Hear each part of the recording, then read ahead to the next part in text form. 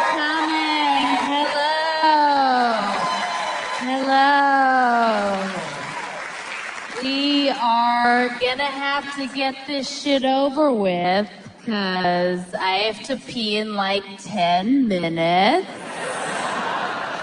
But thank you everybody so much for coming. It's a very exciting day for me. It's been a very exciting year for me. I turned 33 this year. Yes. Thank you, 5 people. I appreciate that. I can tell that I'm getting older because now when I see an 18-year-old girl, my automatic thought is, fuck you. Fuck you. I don't even know you, but fuck you. Because I'm straight up jealous.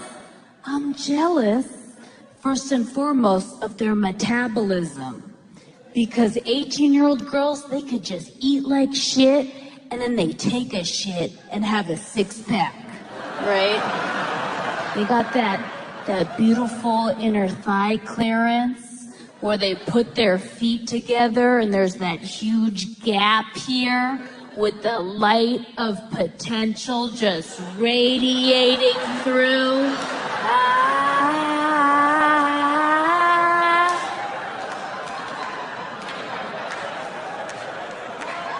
And then when they go to sleep, they just go to sleep, right? They don't have insomnia yet.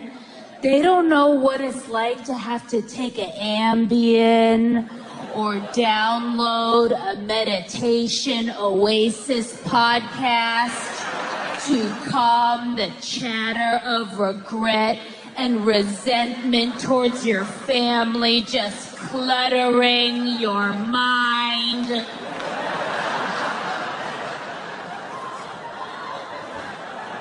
They have their whole lives ahead of them. They don't have HPV yet. They just go to sleep in peace at night.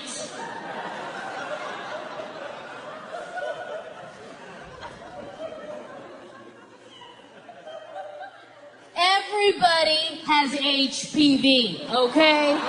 Everybody has it. It's okay. Come out already. Everybody has it. If you don't have it yet, you gon' get it. You gon' get it. It's coming. You don't have HPV yet, you're a fucking loser, all right? That's what that says about you. A lot of men don't know that they have HPV because it's undetectable in men. It's really fucked up. HPV is a ghost that lives inside men's bodies and says boo in women's bodies.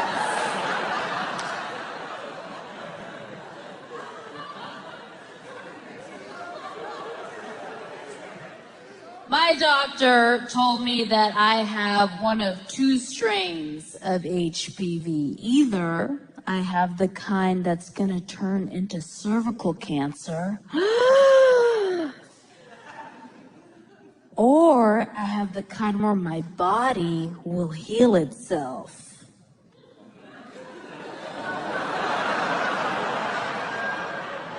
Very helpful, this doctor, right? So basically, either I'm gonna die, or you're in the presence of Wolverine, bitches. We'll find out. I can also tell that I'm getting older because my Kindle is turning into a self-help library. I'm not interested in books like 50 Shades of Grey, okay? I'm interested in the life-changing magic of tidying up. Yes, that's right. How to declutter my home. to achieve inner peace and my optimum level of success. That's what your 30s is all about. How can I turn this shit around? I'm a horrible person. I'm not happy with where I am. How can I turn this shit around? Help me, Tony Robbins, help me.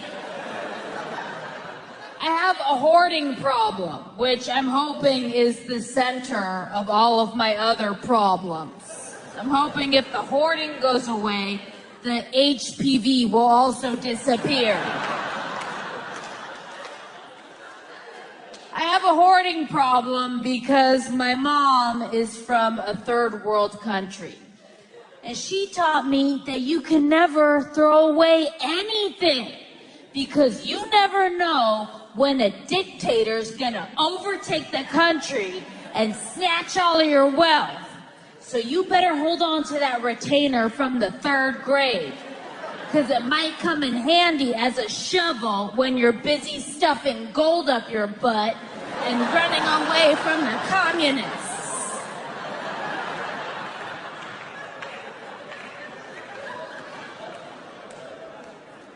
The last time I was at home in San Francisco, I was trying to help her get rid of shit. Don't ever do that with your mom. It was like the worst experience of my life. It was so emotional. We were screaming and fighting and yelling, and it all came to a climax when she refused to let go of a Texas Instruments TI-82 manual.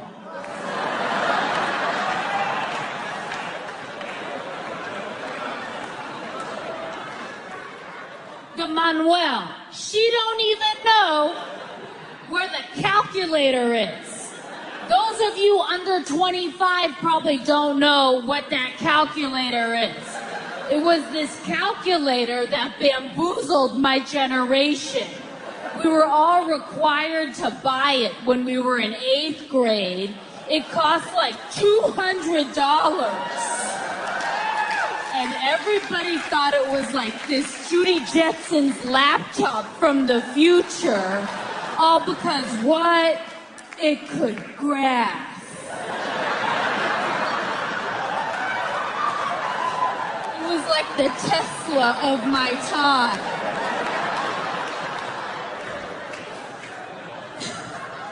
And my mom got so emotional about the manual. And she was like, you never know when you might need this. And I was like, but I do know that I'm going to have to clean all this shit up when you die. And I'm not trying to be a procrastinator anymore. Because according to Deepak Oprah, that's not the way for me to achieve my optimum level of success.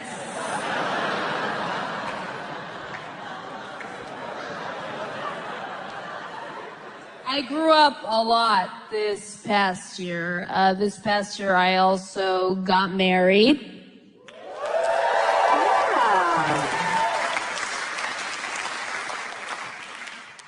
To a man who now has HPV.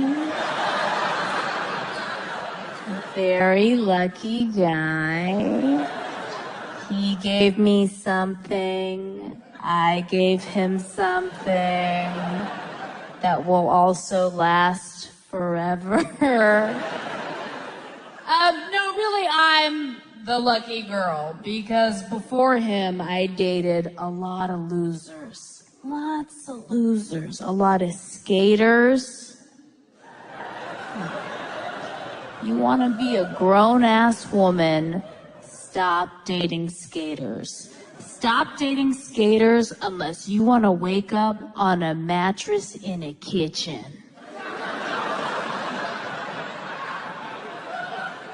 They're sexy on the outside, malt liquor on the inside. Horrible.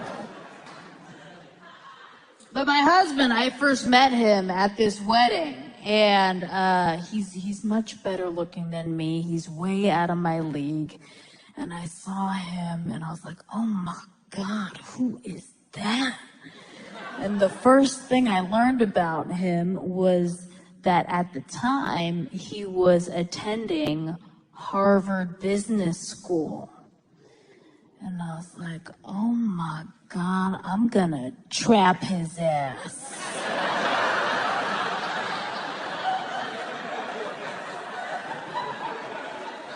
To trap his ass? And I trapped his ass initially by not kissing him until the 5th date, which is a very unusual move on my part.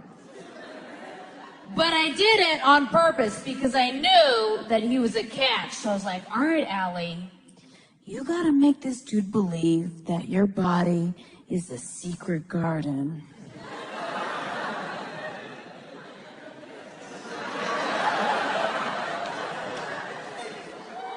When really it's a public park.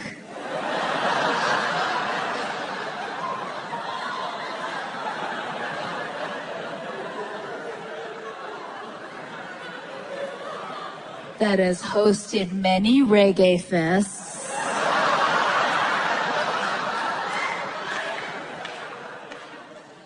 And has even accidentally let 2 homeless people inside. I thought they were hipsters, okay? That store, Urban Outfitters, has made things very confusing for my generation. You homeless or you a hipster? Is that beard for fashion or for warmth?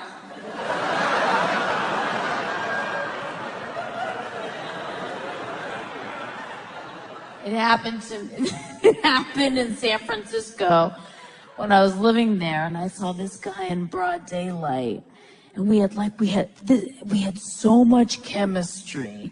He was like, hey, "What's up?" I was like, "What's up?" And the next thing I knew, we were getting busy in the back of my Volvo. And then after we were done, he was like, "Hey, can you drop me off?" I was like, "Where?" He was like, "At the park." And I dropped him off at Golden Gate Park and watched him run into the middle with all his other homeless friends. And I was like, oh no.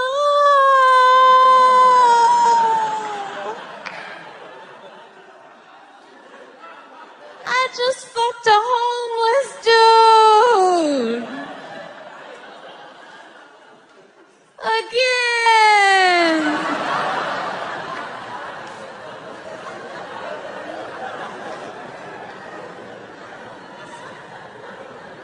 My husband is Asian, which a lot of people are shocked by, because usually Asian American women who wear these kind of glasses and have a lot of opinions, they like to date white dudes. You go to any hipster neighborhood in a major city in America, and that shit is turning into a Yoko Ono factory. It's too much. I don't know what's wrong with these bitches.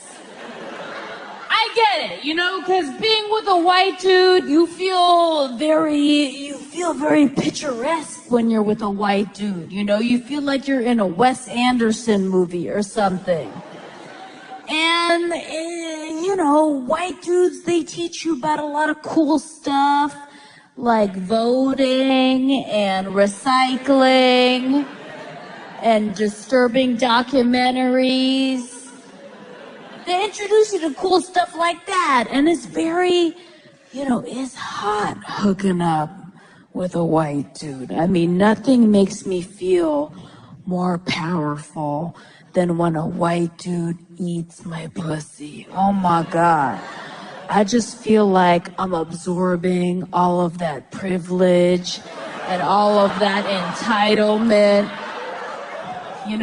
just right there through the money hole, and and then also he's so vulnerable down there. I'm like, I could just crush your head at any moment, white man. I to just kill you right now. Crush those brains. Colonize the colonizer, you know?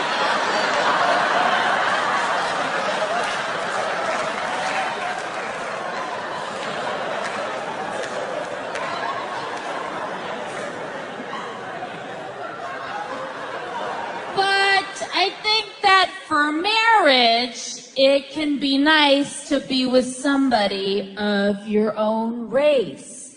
The advantage is that you get to go home and be racist together.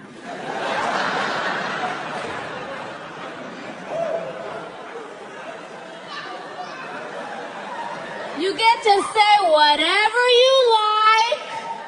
You don't gotta explain shit. My husband, half Filipino, half Japanese. I'm half Chinese and half Vietnamese.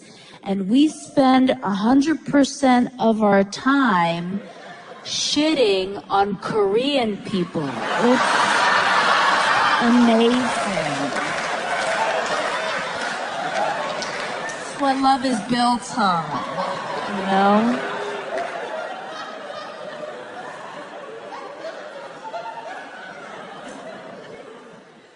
My last boyfriend was Cuban, and his family would shit on Mexican people all the time. And I was like, hold up. You guys aren't Mexican?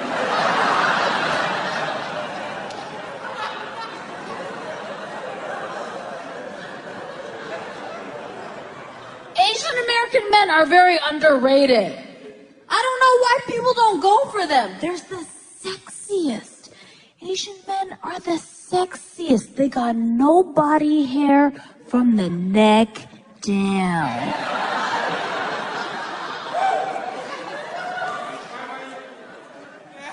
It's like making love to a dolphin.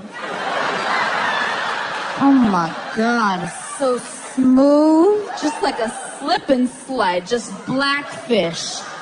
Tillicum all up in my bed every night, you know? Ooh wee. You mess with a Jewish dude and your body is all fucked up afterwards. It's all red and inflamed, and you're like, I did not ask to be exfoliated today. This is the last time I go on J-date, more like loofah date. Thanks for the rug burn, Avi.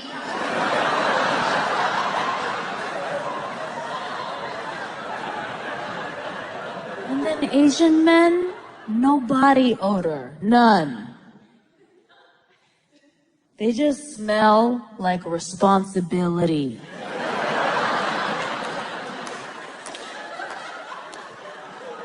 That's where the umami flavor comes from.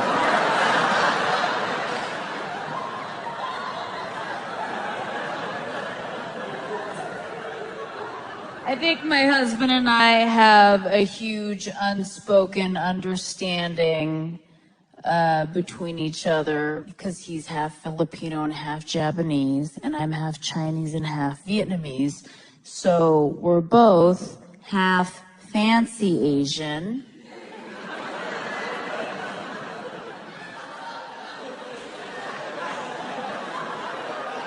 And half jungle Asian. Yeah. You guys know the difference. The fancy Asians are the Chinese, the Japanese. They get to do fancy things like host Olympics. Jungle Asians host diseases. It's different. But he grew up on the East Coast, going to private school, playing lacrosse, learning Latin and playing chess and rugby. He grew up like Filipino Carlton, okay? So he didn't know anything about Vietnamese people until he met me. And on one of our first dates, he took me to this restaurant on the west side of Los Angeles called Faux Show.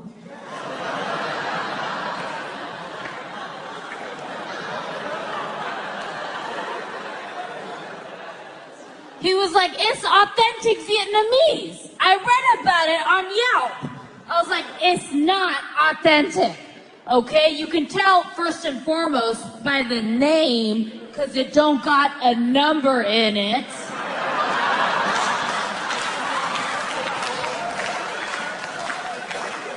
Second of all, you could tell by the bathroom. If it was legit, the bathroom would double as a supply closet.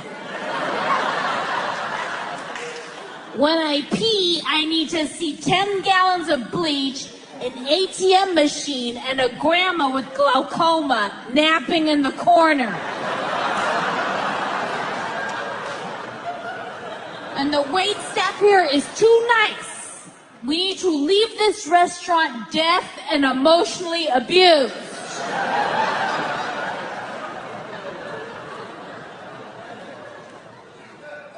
I grew up going to private school too. Him and I are both total private school Asians. We both are big hippies too. We like to backpack through Southeast Asia.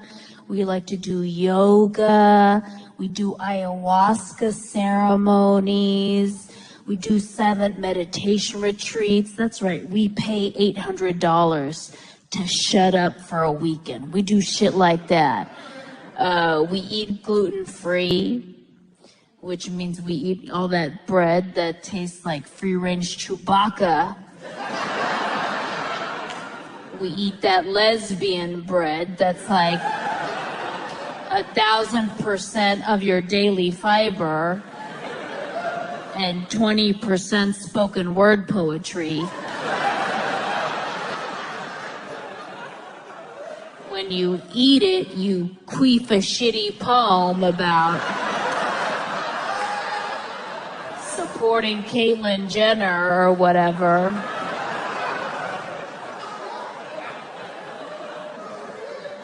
And so it's funny, right? Because he's Asian too. But sometimes all of this hippy-dippy shit we do makes me feel like we are white people doing an impression of Asian people. Like we have these Chinese scrolls up on the wall, and neither of us know what the fuck they mean.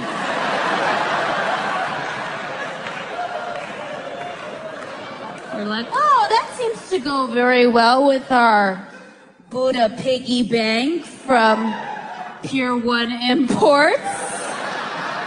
That seems to be providing some good feng shui for the house.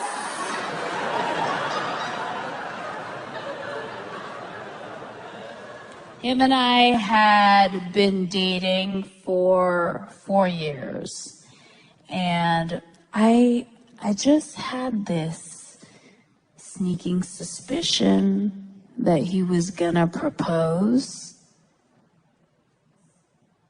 because I had been pressuring him to do it.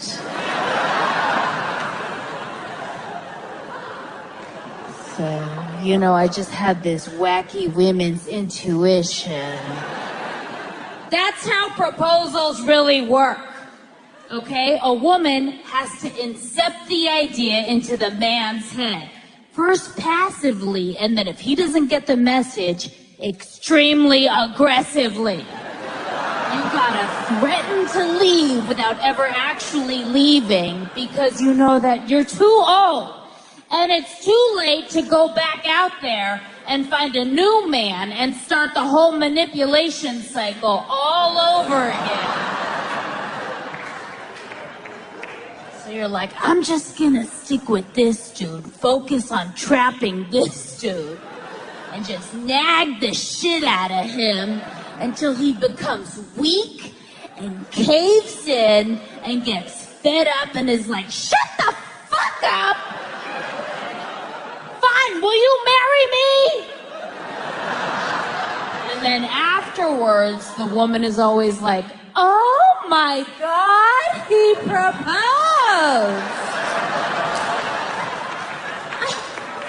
It came out of nowhere.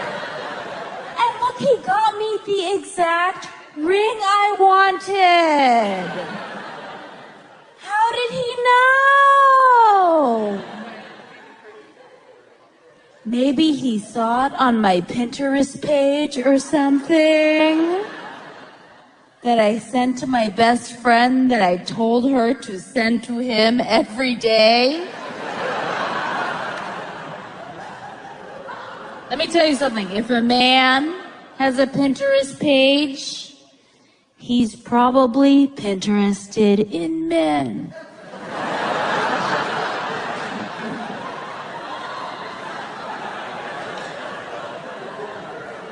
We got engaged on a Saturday. I bought my wedding dress the following Tuesday because I had tried it on in 2012. I was ready. I was ripe. I was rotten. I need to be made into banana bread. That's how rotten I was.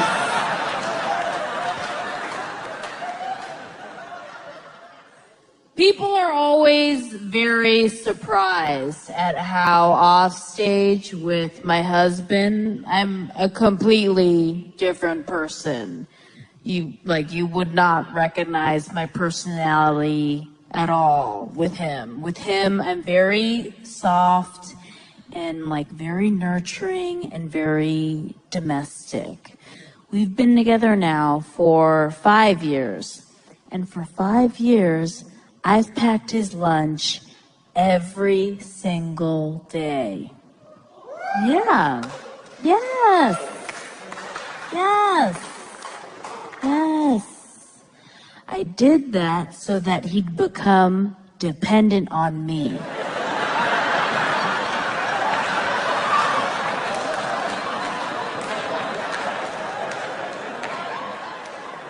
Because he graduated from Harvard Business School, and I don't want to work anymore. I straight up don't want to work anymore. I don't feed him out of the goodness of my heart. I do it as an investment in my financial future.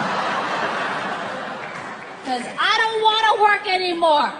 I've been reading that book by Sheryl Sandberg. She's the COO of Facebook. And she wrote that book that got women all riled up about our careers, talking about how we as women should challenge ourselves to sit at the table and rise to the top. And her book is called Lean In. Well, I don't want to lean in. Okay, I want to lie down.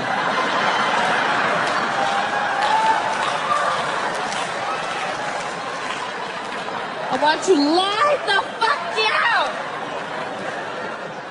I think feminism is the worst thing that ever happened to women. Our job used to be no job.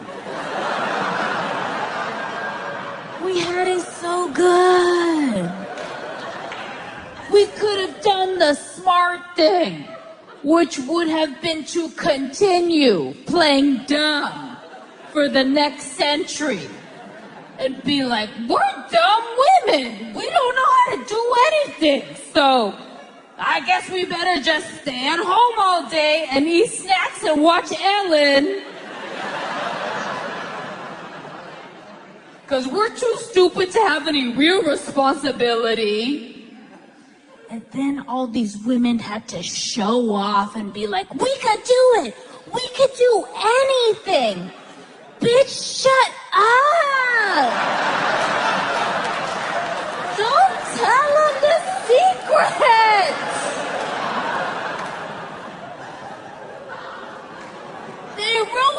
for us. And now we're expected to work. When I hear the phrase double income household, I want to throw up.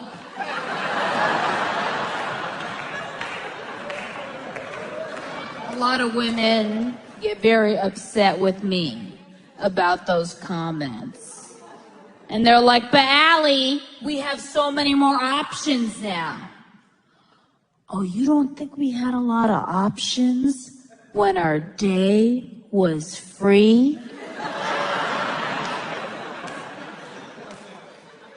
Unscheduled, unsupervised, and most importantly, sponsored.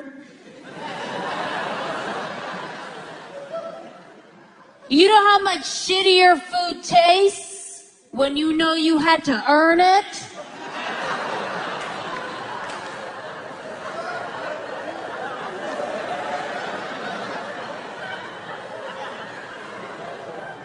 A lot of my friends, when we walk around together, they'll get very judgmental about housewives that we'll see on the street. And they'll be like, look at that fucking housewife.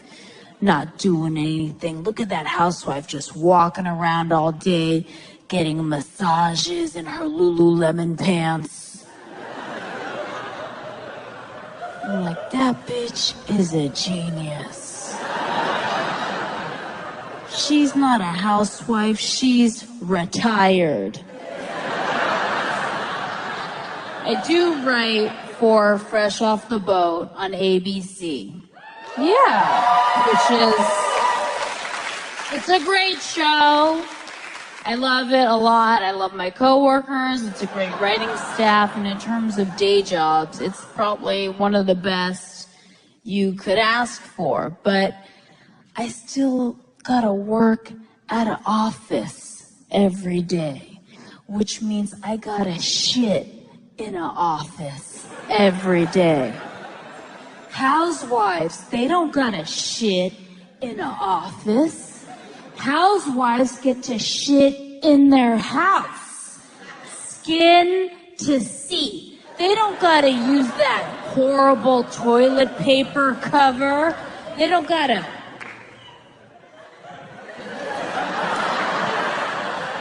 10 times a day, every day.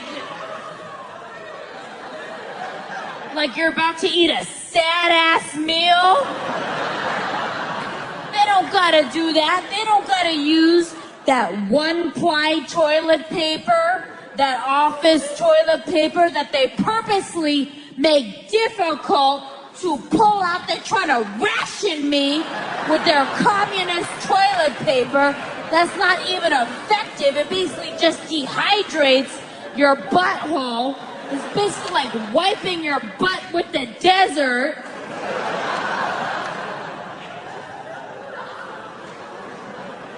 I literally spat on my toilet paper 2 days ago to try to make a MacGyver baby wipe to moisten it. And then it backfired because my fingers broke through and digitally stimulated more doo-doo to come out. And then I had to start all over again.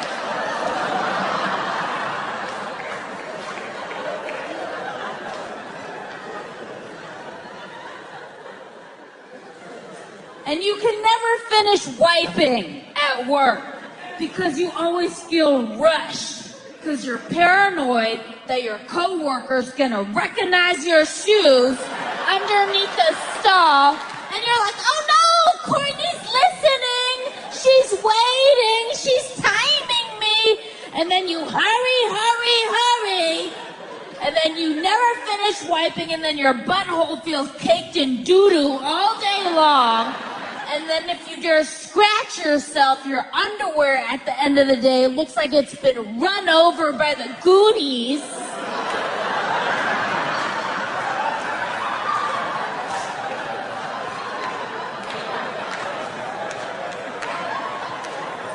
Housewives, they don't gotta muffle their shit too. They don't gotta worry about the velocity with which their doo-doo comes out. They don't gotta try to, squeeze the butt cheeks together to make sure that the doo-doo comes out at a slow and steady pace so that no unpredictable noise suddenly escapes and brings you deep, deep shame. Housewives are free to just blow ass into the toilet and let it echo and reverberate to the ends of their hallways while watching as much Netflix on their iPad as they want. They don't gotta take these boring, repressed shits. They can listen to podcasts, Planet Money. They could do whatever they want.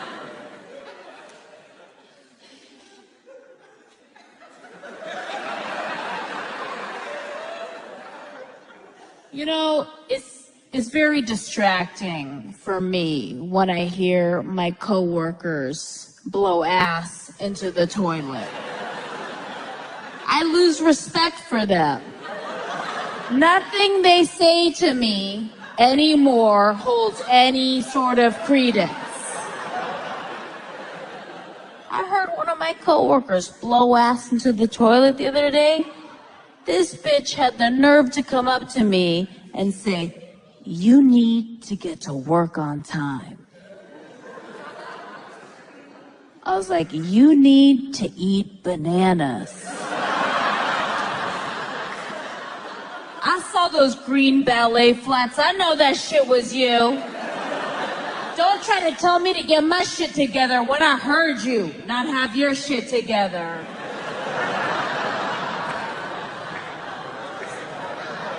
My father-in-law had this huge sit-down with me and my husband recently. And he was like, "Hey, I want to talk to you guys about money. You guys need to make a lot more money if you want to provide your children with the same kind of privileged childhood that you guys had." I was like, "Why are you telling me this shit? I should not be a part of this conversation. You tell your son that. Don't you understand that I trapped your son for his earning potential? Why else would I choose to fuck one person for the rest of my life? I chose to marry him on the promise of early retirement.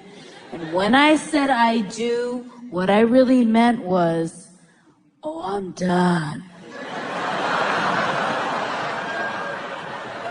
I'm done.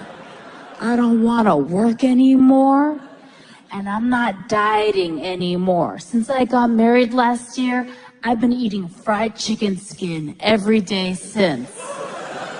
That's right, and just fulfilling my destiny, which is to turn into a circle with eyelashes.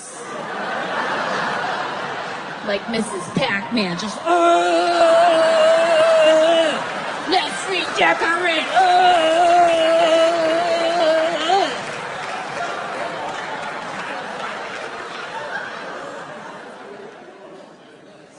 I gave up a lot of myself when I got married. I'm a disgusting pervert. I'm a pervert. I'm a gross, filthy animal. And I think it's because I started watching porn at a very young age. And what happens when you start watching porn at a young age is that you get sicker and sicker and sicker. The images you crave get sicker and sicker and sicker. But it's okay because the internet will always catch up to you.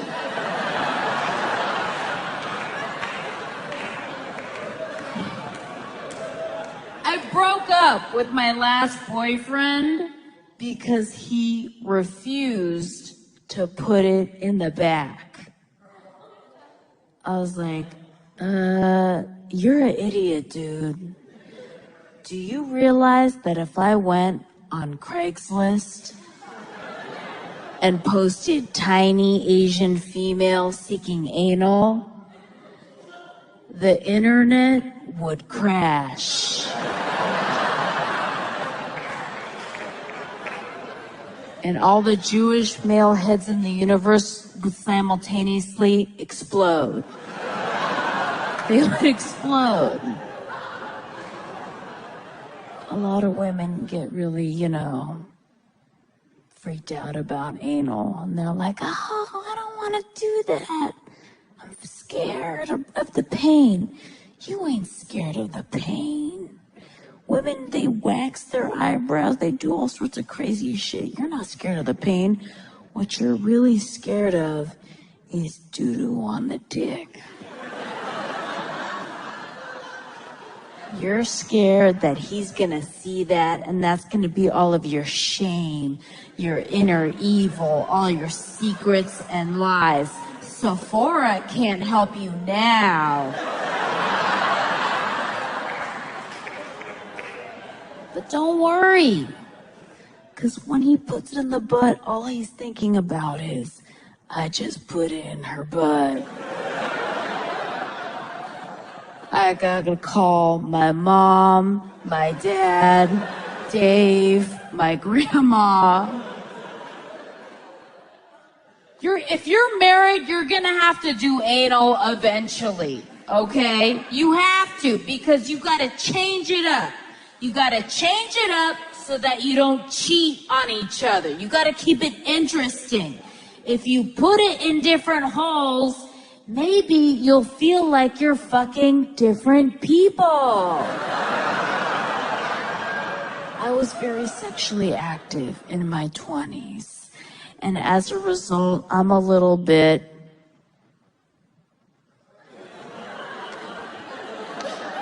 stretched out down there, okay?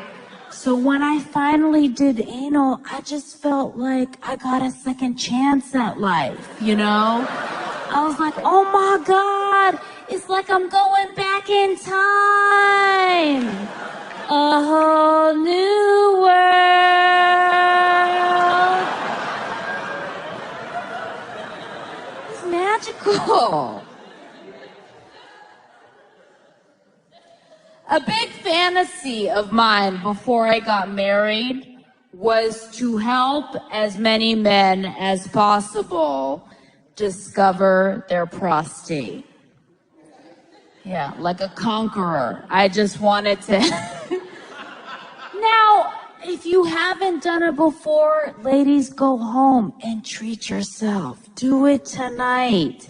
You only live once. YOLO. Just give your man a little push in the tush.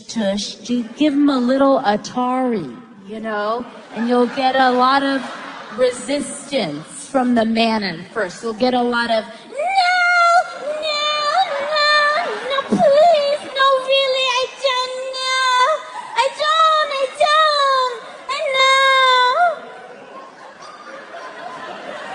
They get all squirmy wormy because they're scared. They're scared that if you stick your thumb up there and succeed and they like it, that then it might mean that they're gay.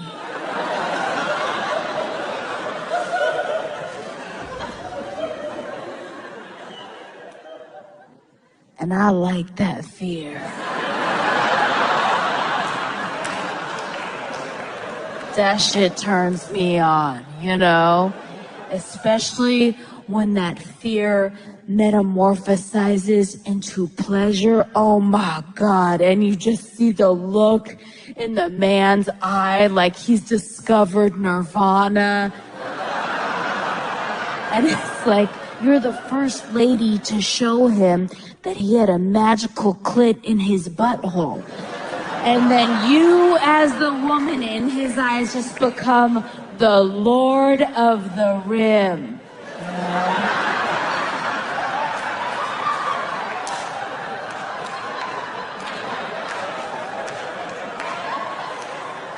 My husband is unfortunately just not as freaky as me. When I've asked him to spank me, this is what he does.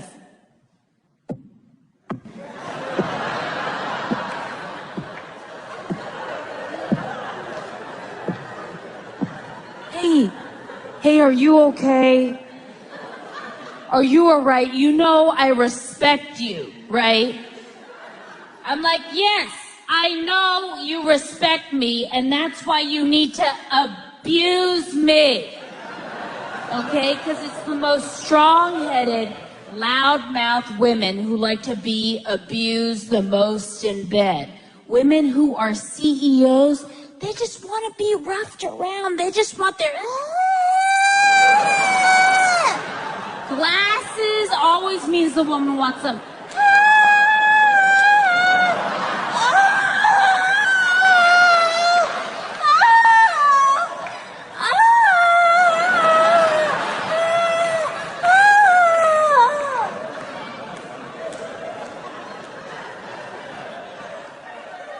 It's because we're so in control all the time that we just want to experience some risk and be out of control, you know?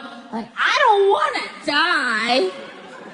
Don't kill me. I don't want to die. But I also don't want to be sure that I'm going to live. You know? I just want to be out of control for once. Just choke me enough so that I can't talk. Because if I can talk, I'm going to tell you what to do. And I'm tired of being the boss. I'm the boss all the time, so in the bedroom, you be the boss. Yes. Because I'm the real boss. And I told you so, motherfucker, so do it.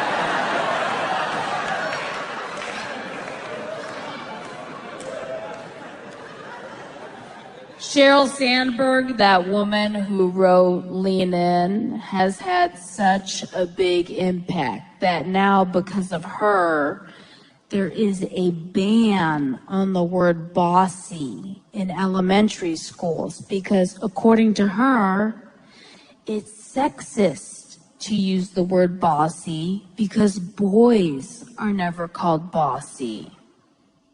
So now, instead of saying, you're bossy, you're supposed to say, you have executive leadership skills.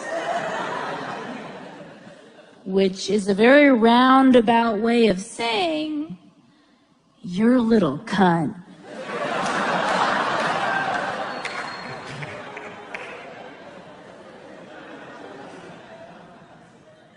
I'm just waiting for the right moment to, become a housewife. Financially, you know.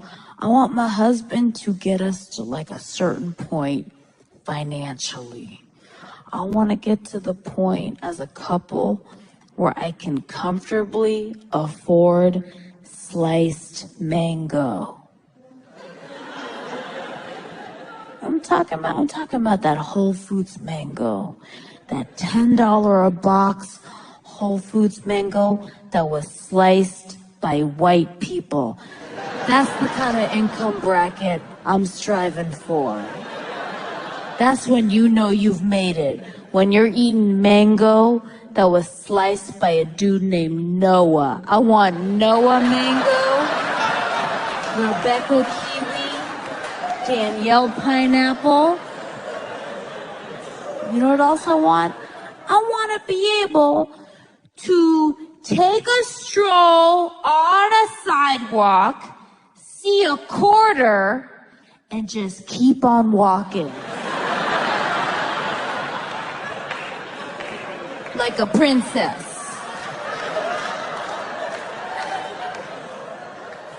I have some useful advice for all my Asian American brothers and sisters. Never go paintballing with a Vietnam veteran.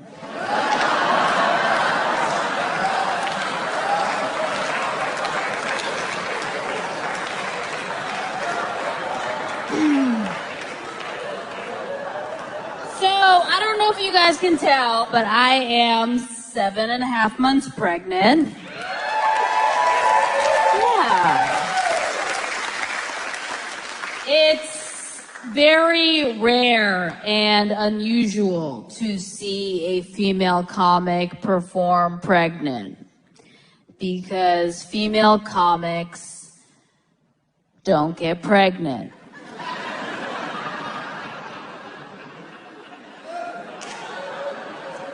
Just try to think of one. I dare you. There's none of them. Once they do get pregnant, they generally disappear. That's not the case with male comics. Once they have a baby, they'll get up on stage a week afterwards and they'll be like, guys, I just had this fucking baby. That baby's a little piece of shit. It's so annoying and boring. And all these other shitty dads in the audience are like, that's hilarious. I identify, and their fame just swells because they become this relatable family funny man all of a sudden. Meanwhile, the mom is at home chapping her nipples, feeding the fucking baby, and wearing a frozen diaper because her pussy needs to heal from the baby's head, shredding it up. She's busy.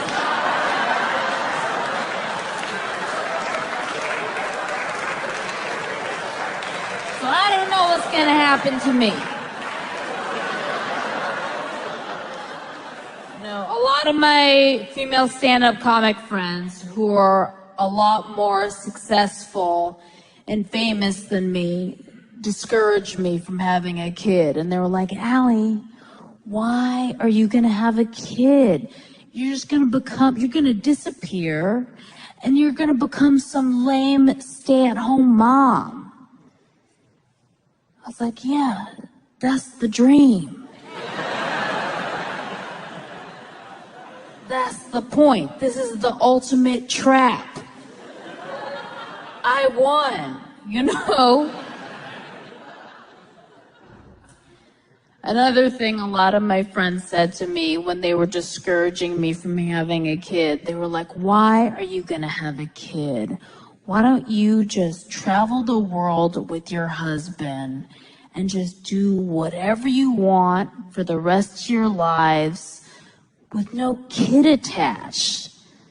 I was like, yeah, that's cool until my husband dies, which he's definitely gonna before me because I'm an Asian woman and therefore guaranteed to live until I'm a billion. I'm guaranteed, like a turtle from the Galapagos, okay? We all know the phrase, black don't crack. Well, Asian don't die. We don't die, especially the women. We live forever. And you know why we're such bad drivers? Because we're trying to die.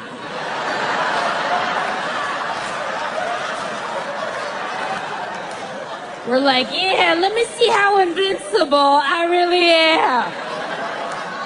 I'm gonna make this left-hand turn signal and ignore this red light completely. I gotta make a right turn. I changed my mind, it's a U-turn. I changed my mind again, it's an O-turn.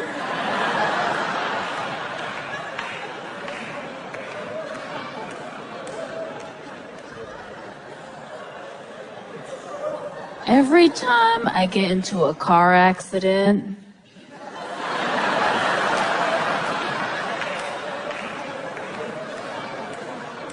I'm like, oh my God, not again.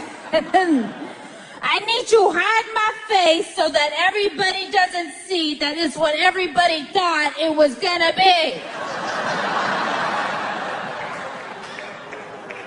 So embarrassing. My Toyota Corolla is a mess. There's this huge bear claw scratch on the side from this aggressive brick wall that came out of nowhere. And then on the hood, there's multiple handprints from pedestrians who have had to alert me of their existence. I don't know what's wrong with me, but I'm still here. You know? I need to have children to keep me company when I get older. It's lonely. My mom is 80, going through a full-blown midlife crisis.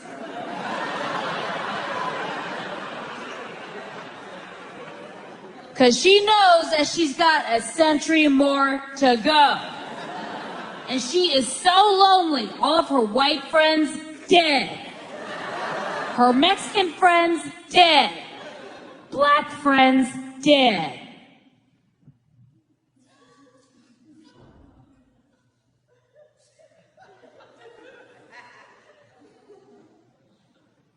I'm just kidding. She doesn't have any black friends.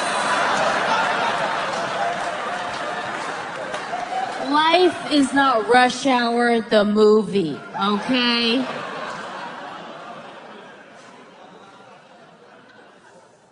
I need children to be there for me when I'm older, when I get as old as her. And when I say be there for me, I mean pay for me. When my husband isn't around to support me anymore.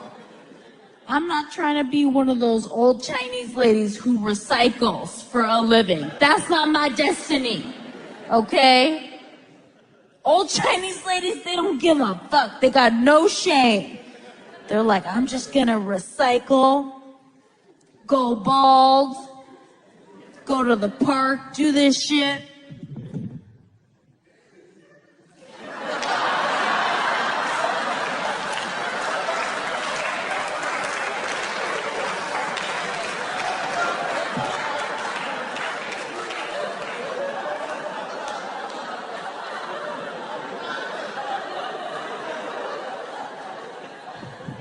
They do that because it's a free activity for them. They do it in their big-ass Vistiviano visor, their Darth Vader, Tomb Raider, Boba Fett helmet. They wear that to protect themselves from their arch nemesis, the sun. They're in a contest to see who's gonna burn out first. Old Asian ladies and the sun are like the Tupac and Biggie of longevity.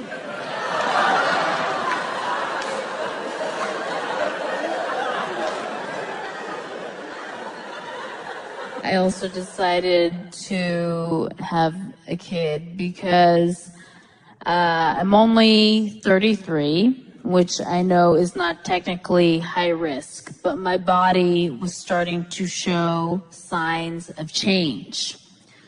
And it scared me. Like, I'm only 33, and my pussy is not as wet as it used to be. It's very demoralizing, okay? Do you remember when you were 18 years old and your pussy was just sopping wet all the time? All the time you just took it for granted that you could just reach your hand down your pants at any given moment. You throw up the peace sign afterwards and there would be that snail trail in between your fingers. Oh my God, it was so juicy. You could just blow a bubble wand with it. Just,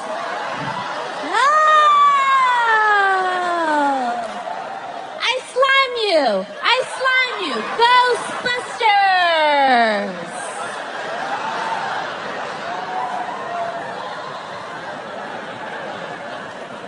I don't know what kind of mother I'm gonna be.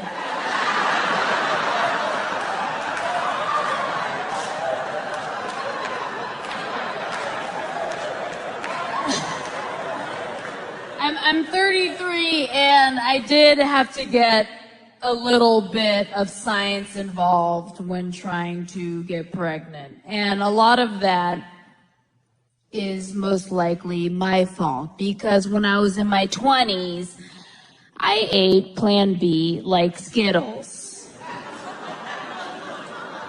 So my uterus probably looked like a smoker's lung. And I found out that my progesterone levels were alarmingly low. So then I had to take these hormone pills that were suppositories and push pop them up myself every single night. And then at my writing job at Fresh Off the Boat, I would be storyboarding in front of my coworkers, and then at some point the pill would inevitably dissolve and melt into my underwear, and I had to act like everything was okay when everything was clearly not okay. And then a side effect of the progesterone was that it made me extremely itchy. So then I had to find ways to discreetly scratch myself underneath the conference table and then resist the urge to immediately smell my fingers afterwards. I want to be able to smell my fingers when I want to smell my own goddamn fingers. Housewives, they can just scratch and sniff all day long.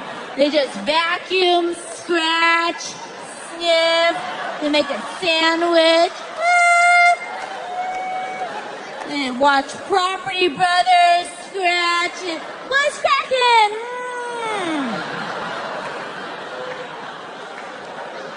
Every time you scratch yourself, all you can think about is, when can I smell my fingers? When can I smell my fingers? When can I discreetly find a way to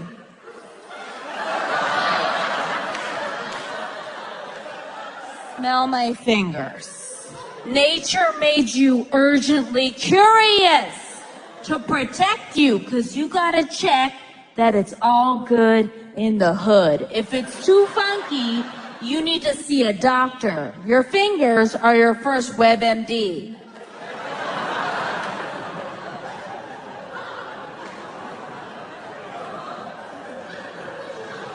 When my husband and I were trying to have a kid, a lot of people were like, oh my God, that's so hot. You guys doing a lot of fucking? No, dude, that's shit you do in your 20s, okay? When you're in your 30s and you've been trying to get pregnant for a while, it gets very clinical. You pee on these ovulation strips that tell you when the eggs are dropping. It tells you when it's Easter time. And I would only fuck him when it was Easter time. Outside, it was like only 4 days out of the month. And outside of that, I would be like, we're not fucking. I need you to save it.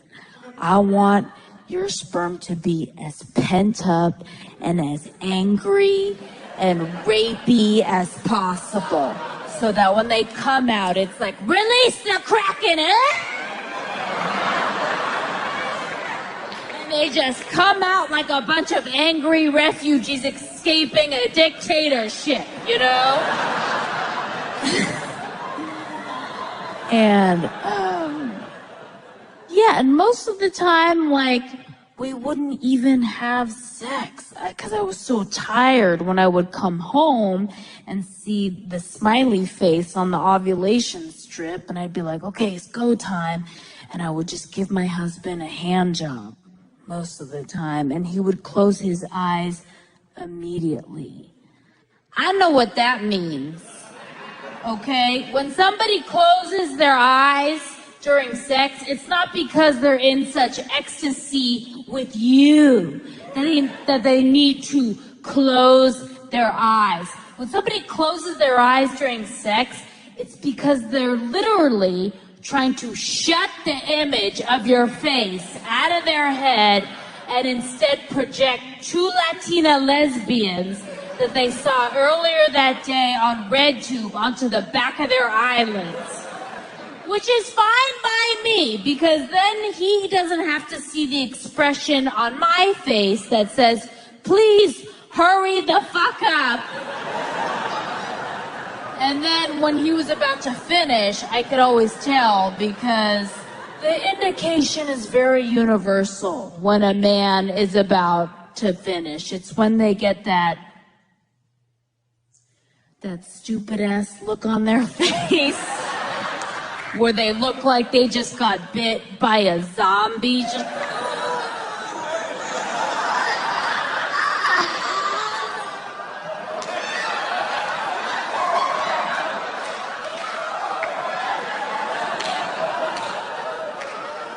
And then because we're hippies, I'd be like, hey, please look me in the eye and remember to come with intention, okay? And then I would jump on him and hold onto his neck, and I would just twerk the shit out of him. Do some of this shit that I learned in Atlanta. And then I would turn upside down immediately afterwards to make sure all of that Harvard nectar would just drain inside of me. That's right, because I don't want to work anymore.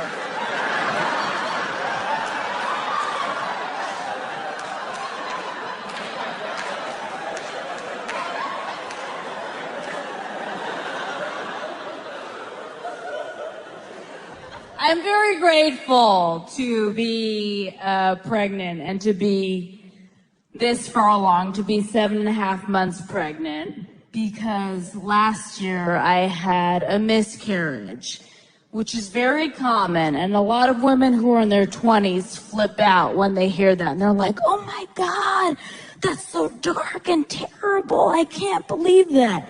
I'm 33. Girl, when you're 33, you'll know plenty of women who have had a miscarriage. It's super common, and I wish more women would talk about it so they wouldn't feel so bad when they go through it. When I told my mom, she's from a third world country, and when I told her I had one, she was like, yeah, where I'm from, that's like losing a pair of shoes. It's whatevs, okay? And everything happens for a reason. I found out at my 6-week sonogram, which is very early. And the doctor says to me, oh my God, I see 2 sacs, which means you're having twins. And I was like, no! And then she said, but what I don't see is a heartbeat. And I was like, yes!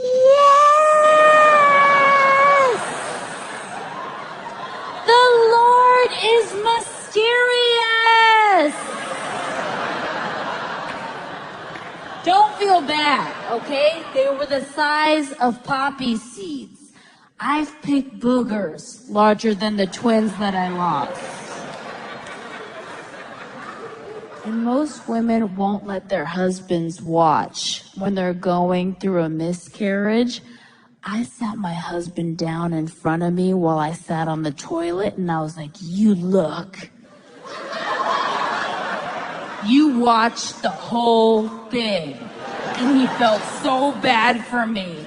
And I used it as leverage and held that shit over his head for a month and got him to do whatever the fuck I wanted him to do for 30 days. He took me to see Beyonce. He bought me a bike off of Craigslist. That's my miscarriage bike, and I love it very much.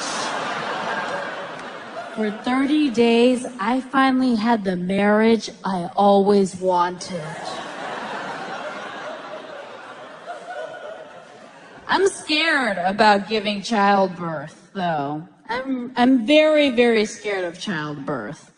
That's why I'm going to hire a doula. You know what that is? You know what a doula is? That's a white hippie witch that blows quinoa into your pussy to Kaiser Soze all the pain away. A lot of women tried to freak me out. They tried to freak me out about childbirth by saying, Allie, did you know that you're gonna poop on the table? I was like, yeah, I look forward to it. I'm all backed up from holding in my shit at work. I can't wait to cleanse. It makes sense like that happens because when you're in labor, you push, and your husband will be asked to assist in the labor by lifting up your leg, which subsequently turns into a soft serve lever. You just shit on the floor in front of the love of your life. And just when you think that's enough to make him finally leave you, boom, a baby comes out and he gotta stay. That's the real miracle of life right there.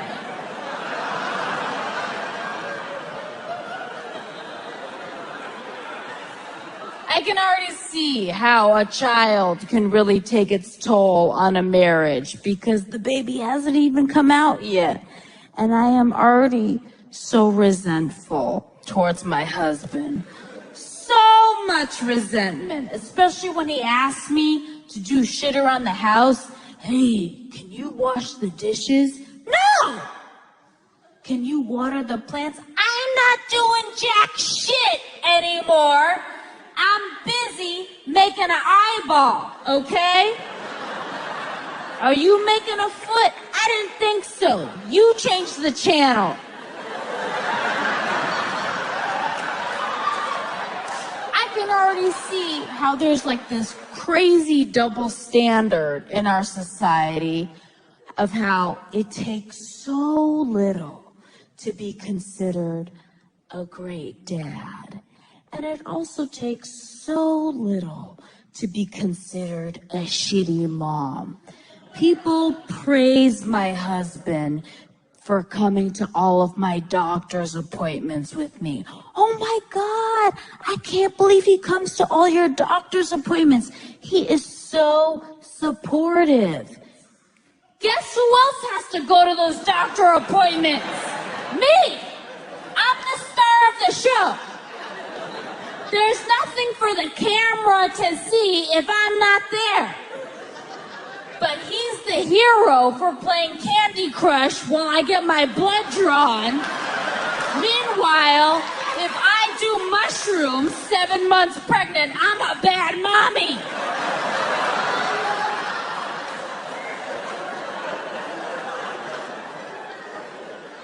You know, I berate my husband on like a daily basis. Partially because I really am mad at him, but mostly out of survival, because if he leaves me, I'm fucked. So I have to chip away at his self-esteem on a daily basis to keep him down so that he doesn't believe that he's worthy of another woman's affection and leaves me. I gotta keep him around by keeping him down.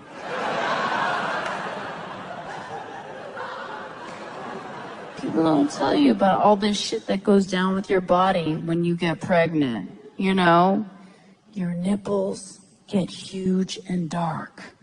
I didn't know that. I didn't know that they get dark so that the baby can see like a bullseye. So that the baby can find it easier. And then, you know, they get big like fingers, like you. You owe me money, you.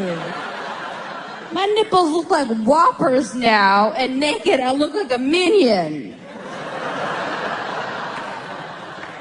But I'm not gonna be one of those crazy pregnant ladies who tries to get all back in shape right after they get pregnant. No. Hopefully, if you see me in a year, I will have the kind of body where if I do a nude scene on television, people will commend me for being courageous. For doing it. Now that I'm 7.5 months pregnant, my pussy's all wet again. But it's different. It's not like when I was 18 years old when it was like really hot, you know? And I was like, why is it different? And I looked it up and my pussy's all wet again because my body's secreting mucus to protect the baby from bacteria attacking it. That's not the same. When it's straight up soldier glue, when it's Neosporin.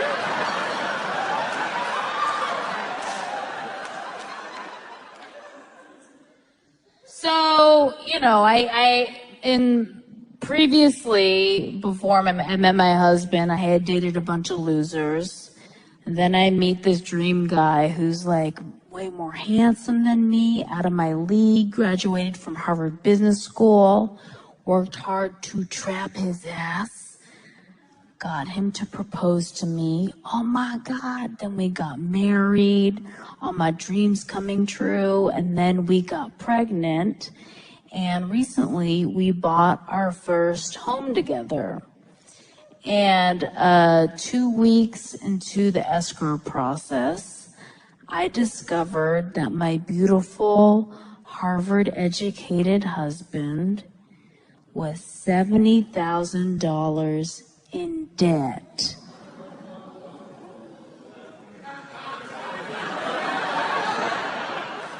And me, with my hard-earned TV money, paid it all off.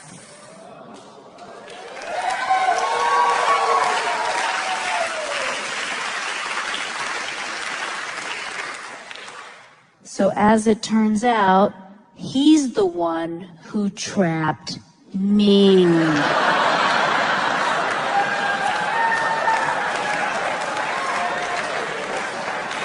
How did he do it? How did he bamboozle me? Oh, maybe because he went to Harvard Business School, the epicenter of white-collar crime. He Enron my ass. And now, if I don't work, we die. Why else do you think I'm performing 7.5 months pregnant? All right, I've been Ali Wong. Have a good night, everybody. Thank you.